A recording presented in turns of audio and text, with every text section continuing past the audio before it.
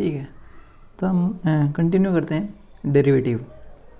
तो हमने last lecture में जो है वो डेरिवेटिव का आइडिया जो इंट्रोड्यूस किया था। अब हम पढ़ेंगे कि डेरिवेटिव का मतलब क्या होता है। ठीक है, तो सिंपल वर्ड में हमने क्या कहा था कि कोई भी चीज़ है जैसे dy बाई डी एक्स है कि नहीं, तो ये रिप्रेजेंट क्या करता है, derivative of y with respect to x है कि नहीं। इसको हम बोलते हैं derivative of y with respect to x। तो y एक क्वांटिटी है जो x पे डिपेंड करती है, ठीक है। और ये रिप्रेजेंट क्या करता है, rate of change of y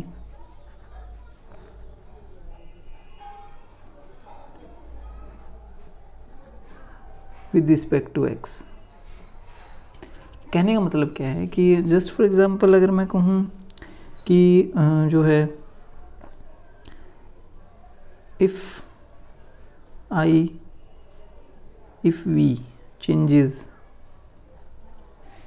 x by 1 unit, ठीक है, then y changes by 3 unit. तो इसका मतलब क्या है कि dy बाई डी एक्स क्या होगा, 3। मतलब अगर dx में 1 यूनिट का चेंज, x में 1 यूनिट का चेंज किया जाए तो y में जो 3 यूनिट का चेंज होगा। इसका सिंपल एग्जांपल क्या है, y equal to 3 times x, मान लो ये हो जाए, ठीक है। तो उस केस में क्या होना चाहिए, देख लेते हैं। x 0 है तो y क्या है, y भी 0 है। x 1 है तो y कितना हुआ, y 3 हुआ। x 2 है तो y कितना है, y जो है वो 6 है। तो अगर मैं x को 0 से 1 कर रहा हूँ तो y 0 से 3 चेंज हो रहा है। तो x को मैंने 1 चेंज किया तो y में 3 चेंज आया। ऐसे ही x को जब 1 से 2 किया तो y 3 से 6 हो गया। तो फिर मैंने x को 1 से चेंज किया तो y में 3 का चेंज आया। तो इसी को हम बोलते हैं dy बाई डी एक्स जो है वो 3 है, ठीक है ना। बाय फॉर्मूला हमने क्या कहा था कि सिंपल अगर देखें तो dy by d x of x raise to power n। तो ये जो फॉर्मूला था इसका मुझे अगर डेरिवेटिव करना है तो ये हो जाएगा n टाइम्स n जो वो आगे आ जाएगा x raise to power n minus 1, ठीक है। अब एक और आइडेंटिटी क्या है कि मान लो d by d x some constant मतलब a into x raise to power n है, ठीक है। तो a जो है वो सम कांस्टेंट है, तो उस केस में जिसका डेरिवेटिव जो होगा वो होगा a times d by d x of x raise to power n, ठीक है। और मुझे पता है x की पावर n का डेरिवेटिव ये होता है, तो ये हो जाएगा a times n x raise to power n minus 1। तो ये जो कांस्टेंट टर्म है ये डेरिवेटिव से बाहर आ जाती है, लेकिन ये तभी आती है जब ये फंक्शन के साथ हो, है ना। जस्ट फॉर एग्जांपल अगर मैं कहूँ कि y इक्वल टू 4 है तो उस केस में dy बाई डी एक्स क्या होगा, तो y जो है वो 4 है। इसका मतलब x की वैल्यू कुछ भी हो, y जो है हमेशा 4 है, तो इसका मतलब y चेंज नहीं होगा। अगर मैं dx को 1 यूनिट चेंज करूँ तो y में कोई चेंज नहीं आएगा, 2 यूनिट चेंज करूँ तब भी कोई चेंज नहीं आएगा। तो x के चेंज करने पे y में कोई चेंज नहीं है। तो रेट ऑफ चेंज क्या है y का, 0, ठीक है। तो किसी भी कांस्टेंट टर्म का डेरिवेटिव जो है वो 0 होता है, क्योंकि वो कांस्टेंट होती है, वो चेंज नहीं होती, ठीक है। तो ये 2 रूल्स थे, ठीक है। अब जो है डेरिवेटिव धीरे धीरे देखते हैं क्या रिप्रेजेंट करता है। मतलब रेट ऑफ चेंज है, ठीक है, लेकिन इसका यूज़ कहाँ होता है नहीं। जस्ट फॉर एग्जांपल कि इसी का फॉर्मूला जो है ये वैसे है, बट कैसे आया ये भी आप देख सकते हो, कोई प्रॉब्लम नहीं है। मान लो मुझे, मेरे पास जो है वो स्क्वायर है एक,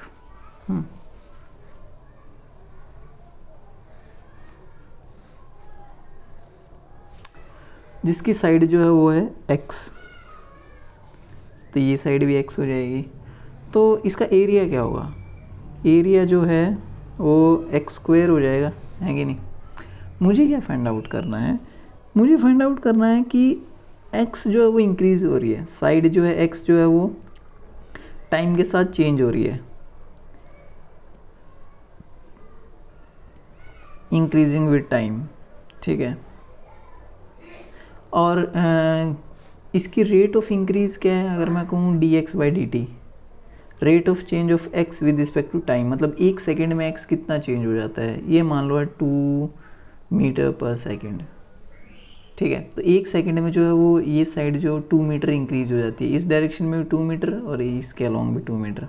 ओके, तो मुझे फाइंड आउट करना है कि इसका एरिया dA/dt क्या होगा, rate of change of area जो है वो क्या होगा। मुझे इस क्वेश्चन का जो है वो आंसर फाइंड आउट करना है, मतलब कि x तो चेंज हो रही है 2 मीटर पर सेकंड से, लेकिन एरिया किस रेट से चेंज हो रहा है कि नहीं, यही जो है हमें फाइंड आउट करना है। और डेरिवेटिव का यूज़ यही है, यही करना होता है। ओके, तो उस केस में देख लेते हैं dA/dt हमें फाइंड आउट करना है। तो पहले जो है एक चीज़ आती है कि a जो है वो क्या टाइम पे डिपेंड करता है, dx/dt 2 है, दैट्स ओके, बट एरिया तो x² है कि नहीं। तो मैं कैसे फाइंड आउट करूँ कि जो है वो dA/dt क्या होगा, t पे तो डिपेंड करता नहीं है, नहीं मतलब t पे डिपेंड करता है लेकिन फंक्शन नहीं पता हमें क्या है। ओके, तो उस केस में देख लेते हैं इसका कैसे करना है। एक चेन रूल क्वांटिटी होती है, ठीक है। चेन रूल मैं बता देता हूँ यहाँ पे है क्या। डेरिवेटिव में एक होता है चेन रूल, उसको सिंपल लैंग्वेज में समझते हैं। उसका मतलब क्या है, उसका मतलब ये है कि मान लो आपके पास 3 क्वांटिटी है, ठीक है। मान लो x है, y है और z है। ओके, तो अगर मैं, ठीक है, तो अब z जो है वो y पे डिपेंड करती है। z जो है वो सम फंक्शन ऑफ y है, मतलब अगर y की वैल्यू चेंज करोगे तो z की वैल्यू चेंज होगी। और जस्ट फॉर एग्जांपल मैं कहता हूँ कि if we change y by 1 unit तो z changes by 3 unit, just for example वही ले लेते हैं, ठीक है। तो अगर हम y को 1 यूनिट से चेंज करेंगे तो z में जो है 3 यूनिट का चेंज आएगा। दूसरी कंडीशन ये है, if we change x by 1 unit then y changes by 2 unit. Okay, तो अब ये 2 कंडीशन है, 2 मुझे गिवन है, ठीक है। क्या क्या पता है कि अगर मैं y को 1 यूनिट से चेंज करूँ तो z में 3 यूनिट का चेंज आएगा, और अगर मैं x को 1 यूनिट से चेंज करूँगा तो y में 2 यूनिट का चेंज आएगा। अब क्वेश्चन क्या है, what will be change in z, तो z में क्या चेंज होगा if x changes by 1 unit. तो मुझे फाइंड आउट करना है कि z में कितना चेंज होगा अगर x को हम 1 यूनिट से चेंज कर दें। तो देखो ये चेन रूल है, क्या x को चेंज करूँगा तो y चेंज होगा, कितनी यूनिट से, 2 यूनिट से। और y जब 1 यूनिट चेंज होता है तो y z में 3 यूनिट का चेंज आता है। तो अगर y 2 यूनिट चेंज होगा तो z में 6 यूनिट का चेंज आएगा। तो कहने का मतलब क्या है कि जब हमने x को 1 यूनिट चेंज किया तो y 2 यूनिट चेंज हुआ, और जब y में 2 यूनिट चेंज हुआ तो z जो है वो 6 यूनिट से चेंज हो जाएगा। तो इसका मतलब ये क्या है, ये क्वांटिटी क्या रिप्रेजेंट करता है कि जब y में 1 यूनिट का चेंज है तो z में 3 यूनिट का चेंज है। तो मतलब rate of change of z with respect to y, तो ये dz/dy है which is equal to 3। Okay, और ये क्या है, ये y चेंज हो रहा है कब, x के चेंज करने पे, तो ये है dy/dx। तो अगर मैं x को 1 यूनिट चेंज करूँ तो y में कितने यूनिट चेंज आएगा, और ये है 2।